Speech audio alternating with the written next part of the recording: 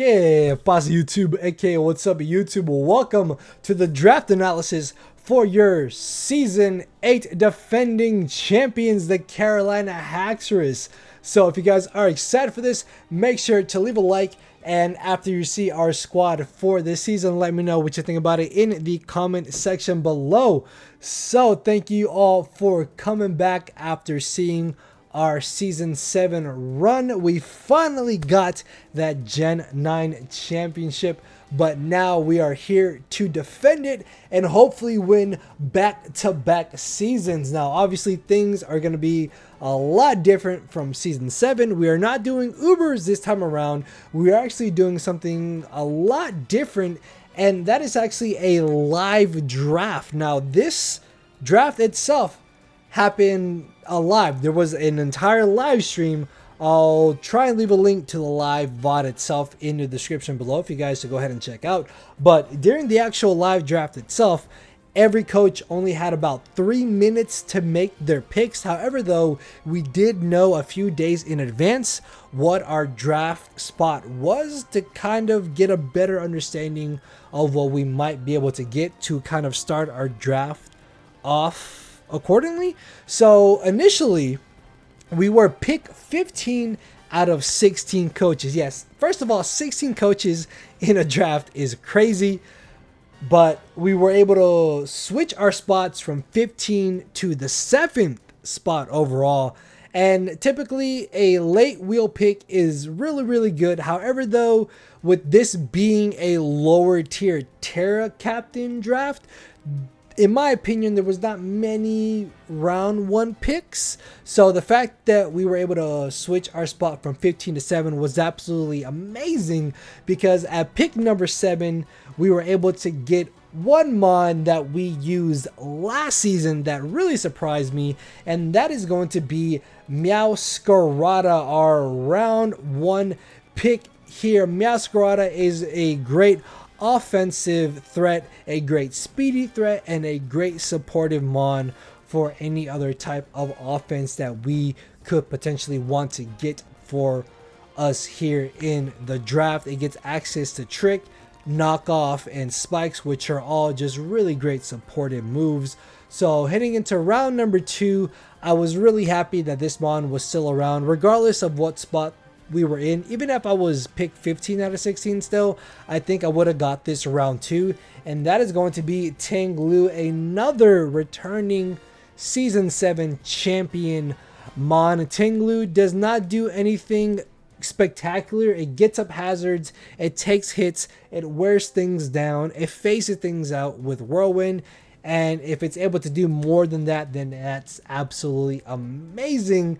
So I was really happy to be able to get this in round 2. And obviously at this point, you guys realize I'm doing face cam. So I will most definitely try to do face cam for every week going into this season. So yeah, let me know if you guys are excited for that as well. So heading into round number 3, I was debating on like 2 or 3 mons.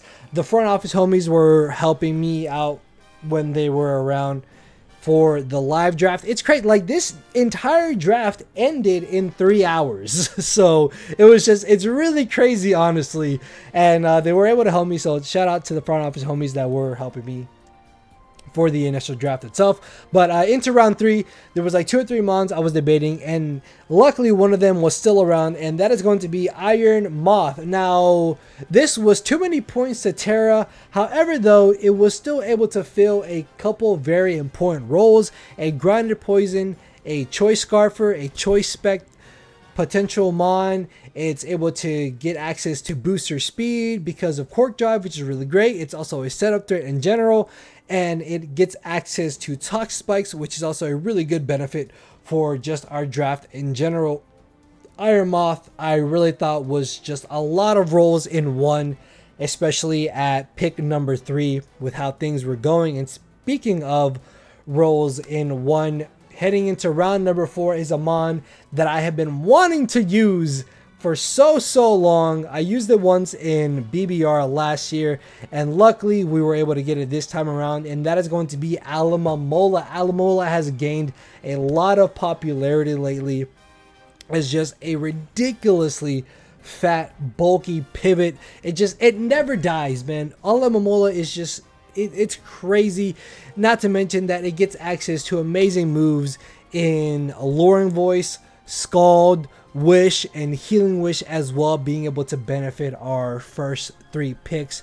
Our next bond is something that I didn't initially pick during the actual live draft itself, but it was something that I picked during the grace period, and that is going to be Bronzong. Now, I'm going to be honest, I'm not a big fan of Bronzong, but seeing how it fit on our squad after what we initially drafted, it did actually give us some good beneficial aspects, in the sense that it gave us a ground immunity thanks to Levitate that really helps out Iron Moth, and it also gives us Trick Room and Stealth Rocks, which is absolutely amazing. However, though, Trick Room helps out our Terra Captain, which was initially our round 6 pick, and that is going to be Conkeldurr. Now, Conkeldurr was actually not something that was too high on my Terra Captain list.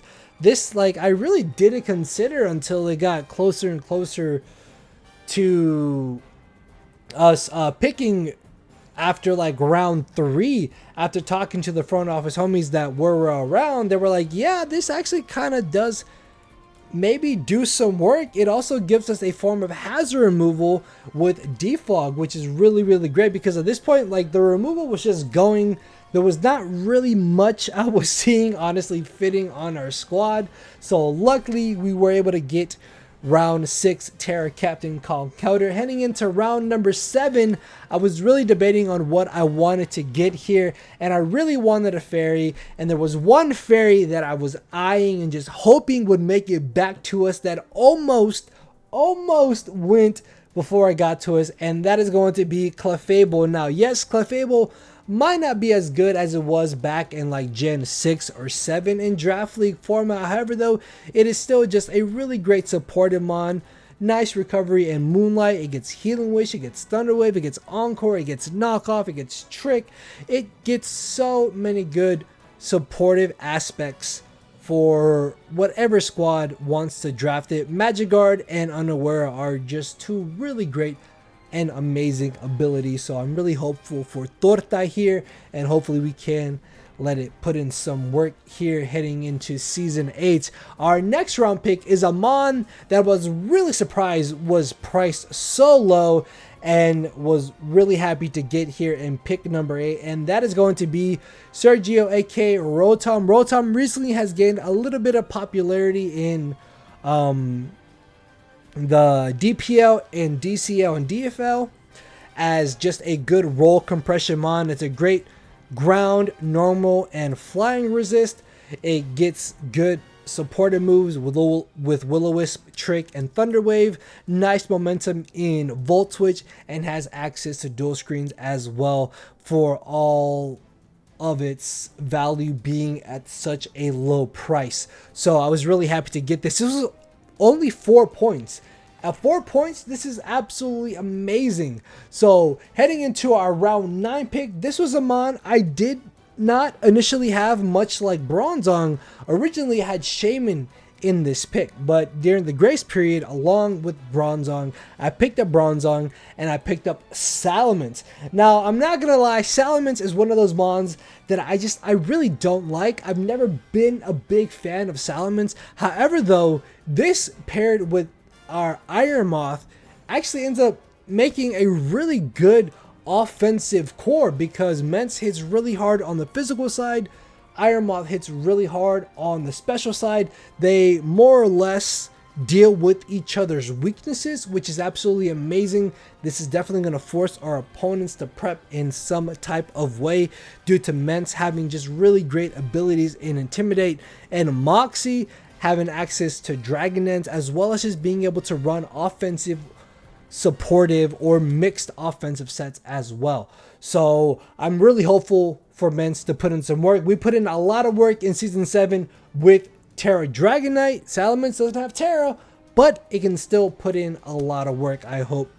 And then our final team member was another mon that we picked up during Grace, and that is going to be Tatsugiri, aka Taiga. Now, this was initially Komala, and while having a normal type would deter ghost types, we have Ting Lu and Meowscarada.